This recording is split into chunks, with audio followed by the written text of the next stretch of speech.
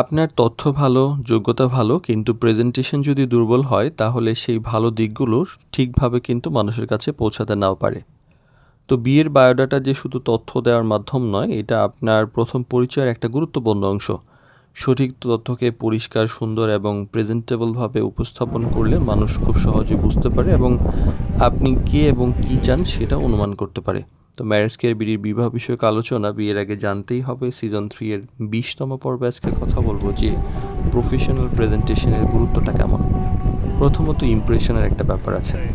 Biodata দেখে অনেক সময় একজন মানুষ সম্পর্কে প্রাথমিক ধারণা তৈরি হয়। তাই পরিষ্কার এবং গুছানো প্রেজেন্টেশন শুরুতে ইতিবাচক একটা ইমপ্রেশন তৈরি করে। আর তথ্য বুঝতে সহজ হয়। সঠিক তথ্য যদি সব জায়গায় সুন্দরভাবে সাজানো থাকলে প্রয়োজনীয় বিষয় দ্রুত খুঁজে পাওয়া যায়, এতে অপ্রয়োজনীয় বিভ্রান্তি কমে। আর ব্যক্তিত্বের প্রকাশ পায়। আপনি কিভাবে নিজের পরিচয় উপস্থাপন করছেন সেটাও কিন্তু আপনার যত্ন, সচেতনতার একটা অংশ প্রকাশ করে। তাই প্রফেশনাল প্রেজেন্টেশন মানে নিজেকে বড় করে দেখানো নয়, বরং কাঙ্ক্ষিত যে সুন্দর করে দেখানোর ইচ্ছা সেটা প্রকাশ পায়। অর্থাৎ আপনার মনের সৌন্দর্যটা অনেক সময় এখানে প্রকাশ পায়।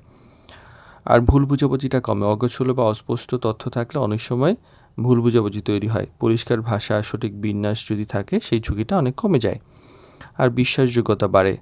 একটি সুন্দর মানে যদি প্রস্তাব থাকে, বায়োডাটা যদি সুন্দরভাবে বোঝানো যায় তাহলে হয় কি যে আপনি বিষয়টাকে গুরুত্ব দিয়ে এগোচ্ছেন এইটা আন্দাজ করা যায়। তবে প্রেজেন্টেশনের পাশাপাশি অবশ্যই তথ্য সত্য এবং নির্ভুল হতে হবে।